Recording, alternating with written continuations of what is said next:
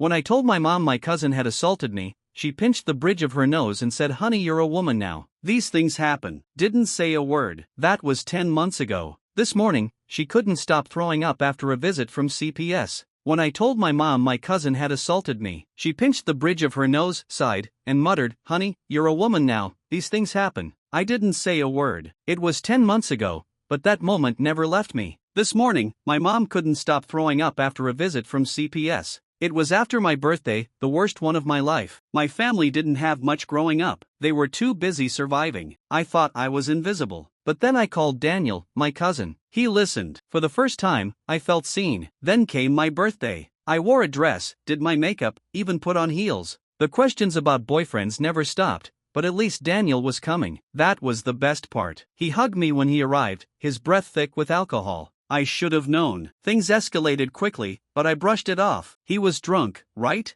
I kept telling myself that. Then, he followed me to my room. I couldn't move. He trapped me against the wall, his breath sour on my skin. My heart pounded. I wanted to scream, but my body froze. Then, he kissed me. His hands were everywhere. I screamed, kicked him, and ran outside. But my mom just said, "Honey, you're a woman now. These things happen." I thought I might choke on my own anger. The next day, she told me Daniel was moving in. I nodded, agreeing not because I understood but because I felt sick. This was my life now. I couldn't escape him, but I could make him suffer. The day he moved in felt like a death sentence. I spent the entire morning locked in my room. Then I heard his voice. "Hey, birthday girl," he said, his smile too wide, too smug. My throat closed up. I wanted to scream, to punch him in the face, but instead, I froze. Every time I had to face him, my stomach turned. The worst part was how normal everything seemed. He was family, right? The lies he told my parents, the way he played the victim. I felt invisible again, just like I always had. Then came the night he pushed me too far. Alone in the apartment, he walked in on me in the bathroom, the same smug grin plastered on his face. "Don't be like that," he said, standing too close. "We're roommates now, let's get along." I backed away until my back hit the wall. "Don't touch me," I whispered, my voice shaking. He laughed. "Whatever you say, princess." I locked myself in my room, shaking with rage, terrified that this was my reality. I began documenting everything, his touches, his words. I saved the texts from his phone, the ones where he admitted everything. I wasn't going to be his victim anymore. Then came the night that changed everything. My parents were out. I had him right where I wanted him. I pushed him to admit what he did, and for a brief moment, he seemed like he might. But then, he lunged at me, grabbing my phone, the evidence I had been so careful to collect. "Give it back," I screamed, but he only laughed, holding my phone over my head. "What are you going to do about it?" I remembered the screenshots I'd emailed to myself. The proof. "I already have everything I need," I said, my voice steady for the first time in weeks. His face drained of color. "You're lying," he spat. "Check your texts." I lunged for the phone, snatching it back. I ran for the door, not stopping until I was 3 blocks away at the convenience store. I didn't care if I was barefoot and in pajamas. I had proof now. The recording was still there, and this time, I had the power. I couldn't go home, not with him still there, not yet, but I wasn't going to be silenced. I stayed at the store until my phone battery died, then I ran back home, fearing what waited. When I walked through the door, my mom was sitting at the table, tears in her eyes. My dad was pacing. Daniel was gone. The police were there. The police officer, Officer Mary, stepped in. My heart raced as she spoke to my parents. My mom stared at me, her face pale, eyes wide. "You went to the police about family?" she whispered, horrified. My dad looked at me, confusion and disbelief clouding his face. "Is this true?" he asked. I felt every inch of my body tighten with rage. I had finally done something, finally told someone, and yet here they were, staring at me like I was the problem. My mom stammered, "I thought it was just, I don't know. I didn't think it was that bad." She didn't even finish the sentence before she saw the bruises on my arm. My dad's face changed. The realization hit him like a freight train. "What the hell is going on?" he demanded. I had never seen my dad this angry, his voice trembling. "You let this happen?" I nodded, feeling the world close in around me. "You let him in," I whispered, barely able to breathe. The tears wouldn't stop. "You let him hurt me and you didn't do anything." Daniel tried to defend himself. "She's lying. She's obsessed with me," he spat. My hands shook with fury. "Enough," Officer Mary snapped. "We have evidence." She pulled out the photos, the recordings, the texts. My mom's face twisted in denial, but my dad just stood there, stunned. The tension in the room was unbearable. I had expected this moment to feel like victory, but instead, I felt cold and numb. I was a survivor, but now I had to live with the knowledge that my parents hadn't protected me. They'd turned a blind eye. Daniel didn't stick around for long. "You're out," my dad said. It wasn't a question. Daniel tried to argue, but my dad's fury stopped him cold. With one final glance at me, Daniel grabbed his jacket and stormed out, slamming the door behind him. I stood frozen. I had won, but at what cost? I didn't know if I was relieved or if I was emptied. I stayed at Taylor's house,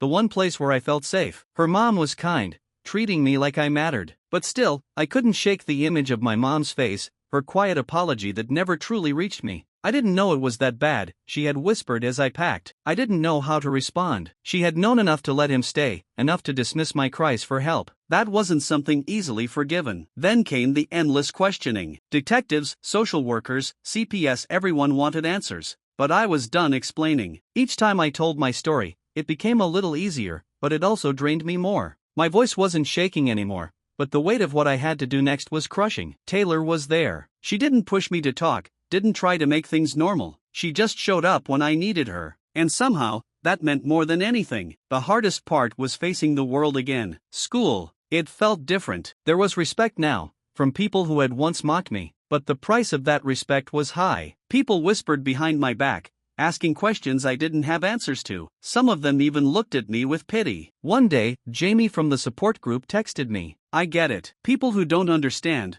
but you're not alone. You're doing the right thing." Her words, simple and honest, were a lifeline. For the first time in months, I felt like I wasn't drowning. The case against Daniel dragged on. Weeks passed, and still, no resolution. It wasn't just Daniel on trial, it was my entire family, my entire life, laid bare for the world to judge. The evidence I'd collected had changed everything, but it hadn't made it any easier to live through. The nightmares still came. I still flinched when anyone touched me unexpectedly. But I had taken back control. Finally, Daniel took a plea deal. No jail time, just probation. It was a slap in the face, but at least it was over. He was labeled what he truly was, a predator. And for that, I felt some relief. My dad was more present. He was there when I needed him, even though it didn't make up for the years of neglect. My mom? She was trying, but I couldn't forgive her, not yet. Maybe someday, but not now. Not when the pain was still too raw. I wasn't that terrified girl hiding in her bedroom anymore. I had found my voice,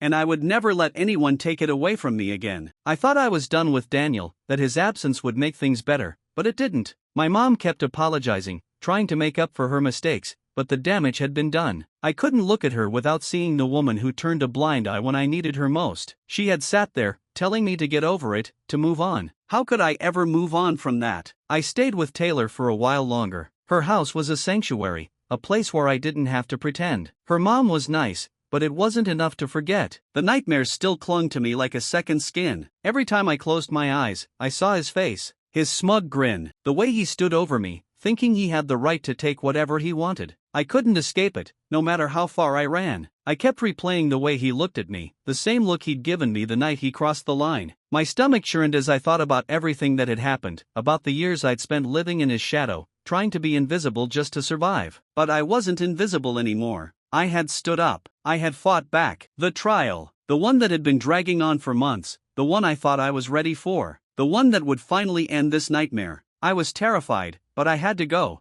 I had to face him. I had to show the world what he was, even if it meant reliving everything. When I stepped into the courtroom, I felt the weight of every moment I had lived, every painful memory that had shaped me. I felt like I was walking into the lion's den, and he was the lion. Daniel sat there, his face cold, unreadable. He didn't look scared. He looked like he still thought he had control. I wasn't going to let him have it. I almost couldn't do it. The words caught in my throat, like there was a weight pressing down on me, trying to silence me. But I couldn't stay silent anymore. I couldn't let him win. "I'm not lying," I said, my voice shaking but firm. "What he did to me, it wasn't just a mistake, it was assault, and I'm not going to let him pretend it didn't happen." I looked straight at Daniel as I spoke, watching his face twist with anger. He was cornered now, and I wasn't backing down. He was guilty, but it wasn't the justice I had hoped for. The system wasn't perfect, and his punishment felt like a slap in the face. Probation, no jail time, no real consequences. But at least he couldn't hurt me anymore. Rumors spread quickly. Some people thought I was a hero for speaking up,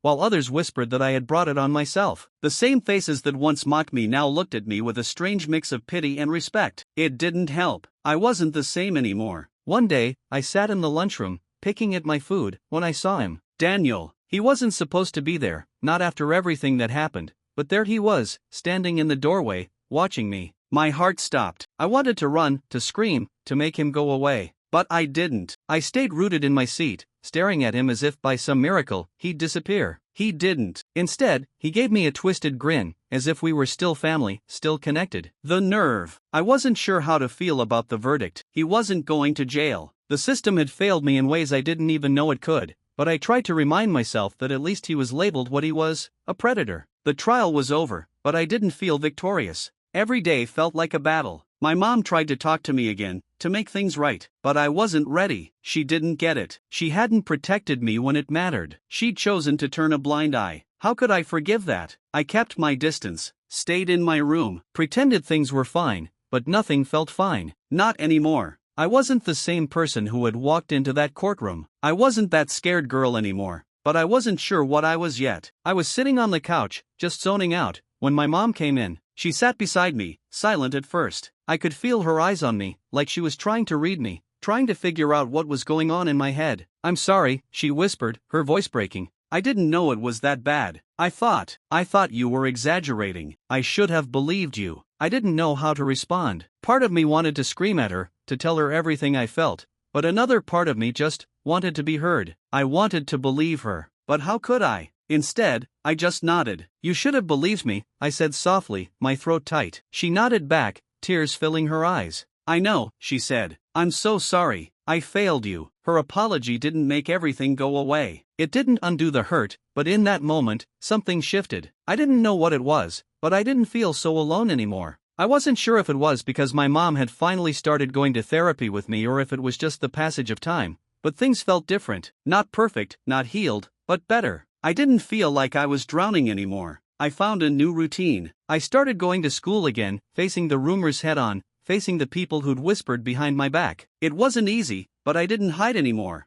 I walked through the halls with my head held high, even though every part of me wanted to run. She had been my lifeline through everything, the one person who never judged me, never pushed me away. It felt like fate that she found me sitting alone in the library one afternoon, staring at a textbook that I couldn't focus on. "Hey," she said, sliding into the seat across from me. "You okay?" I looked at her, my mind racing. She'd seen me through some of my worst moments, but I wasn't sure how much more I wanted to share. I wasn't sure if I could let anyone in that close again. "But Taylor?" She didn't need to ask. She just knew. "I'm getting there," I said, my voice small. "I'm trying." She smiled, that kind smile that always made me feel a little less lost. "That's all anyone can do, right?" The truth was, I wasn't sure what the future held. I didn't know how to move forward, how to trust again. But I knew one thing for sure, I wasn't the same person who had entered that trial. I had taken back control of my life. I had found my voice, and I wasn't going to let anyone take that from me. And as for Daniel, he might have thought he was untouchable, but I knew the truth. He wasn't, and I would never let him forget that. I wasn't running anymore, and I wasn't going to be silent. The road to healing was anything but smooth. Even though the legal battle was over, the emotional scars lingered. I still couldn't shake the feeling that everything had changed, that no matter how hard I tried,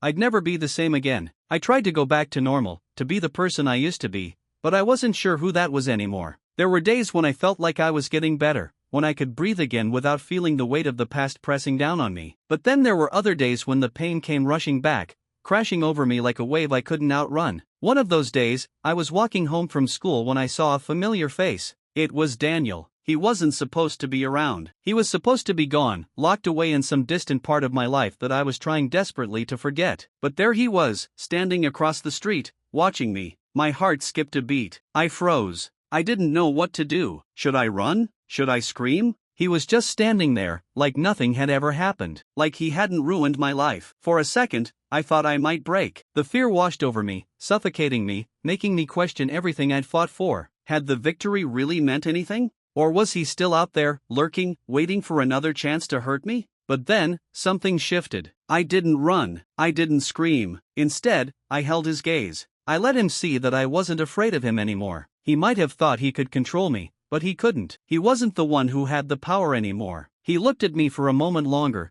then turned and walked away. It wasn't a victory, not in the way I imagined it would be, but it was something. A few weeks passed, and I started to realize something. I was still healing. It wasn't a straight line. There was no clean break, but I was still here. I was still standing, and maybe that was enough for now. I began to rebuild, piece by piece. I spent more time with Taylor, finding comfort in her friendship. She never judged me. She never tried to fix me. She just listened. And that was enough. I started to focus more on myself. I began picking up the pieces of my life that had been shattered, even if it was slowly. There were moments when I felt like I was moving forward, and other moments when I felt stuck. But I kept going, because I knew I had to. The most unexpected part? It wasn't the trial, or the aftermath, or even the days I spent hiding away from the world. It was the realization that I had the power to keep going. I didn't need anyone's permission to heal. I didn't need anyone's approval to move forward. For the first time in my life, I didn't need to hide. I didn't need to pretend to be something I wasn't. I was allowed to feel hurt, to feel broken, but I was also allowed to be strong. I was allowed to take back control of my life. And then one day, something surprising happened. My mom asked me to go to therapy with her. At first, I didn't know how to react. After everything that had happened, after everything I had been through, I wasn't sure if I could sit down with her and talk about it. I wasn't sure if I could forgive her, if I could ever trust her again. But she was trying, and for the first time, I saw it. She wasn't just apologizing with words. She was trying to make it right, to fix what had been broken. I agreed to go. It wasn't easy. It was awkward at first, the silence between us, the weight of everything unsaid. But as the sessions went on, I started to realize something important. Healing wasn't just about what happened to me. It was about what happened to us, my mom and me. We were both broken in different ways, and maybe, just maybe, we could find a way to fix it together. Healing wasn't a destination. It wasn't a single moment where everything clicked into place. It was a journey, a messy, complicated, painful, beautiful journey. And I wasn't sure where it would lead, but for the first time in a long time, I was willing to keep moving forward. And Daniel? I would never forget what he did. But I didn't need him to define me anymore. He wasn't my past. He wasn't my future. I had taken my power back, and that was the most unexpected victory of all. Months passed, and life started to settle. I wouldn't call it normal. I wouldn't even call it good, but it was mine. It was mine to navigate, to rebuild, piece by piece, at my own pace.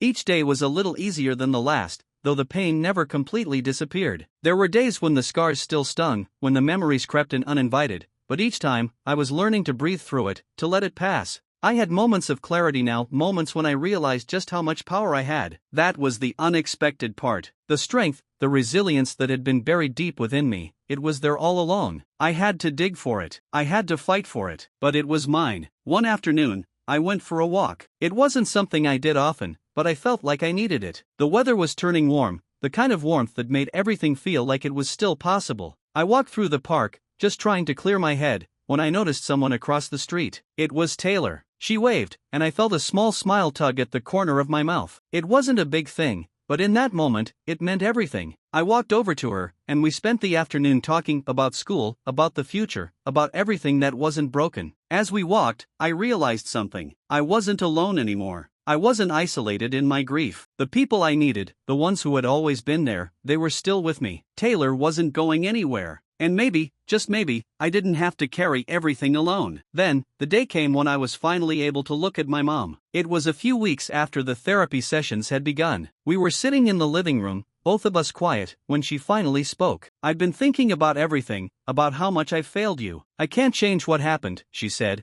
her voice trembling slightly, "but I want to do better. I want to be the mom you need me to be." I didn't know how to respond. All this time, I had resented her for not believing me, for not protecting me. But hearing her words, feeling the sincerity behind them, it made something shift inside me. "I'm angry," I said quietly, my voice thick. "I'm so angry, and I'm still hurt, but I want to try. I want to figure this out with you." And we did. It wasn't easy, but we worked on it, together, one step at a time. There were still times when I wanted to scream, when I felt the old wounds reopen, but there were also moments of healing. We were trying. That was enough. A few months later, I stood in front of the mirror, really looking at myself. I didn't recognize the girl staring back at me. She wasn't the same girl who had cried herself to sleep, who had hidden from the world, afraid of everything. She was different now, stronger, maybe, more aware of her power, her voice. For the first time in a long time, I wasn't afraid of who I was becoming. The next chapter of my life didn't have to be perfect. It didn't have to be a straight line to healing. Some days, I felt like I was back at square one. Other days, I felt like I was conquering the world. But I wasn't running anymore. and that was something. As for Daniel, he had faded from my life. His shadow no longer loomed over me. The terror he had instilled in me had been replaced with something stronger.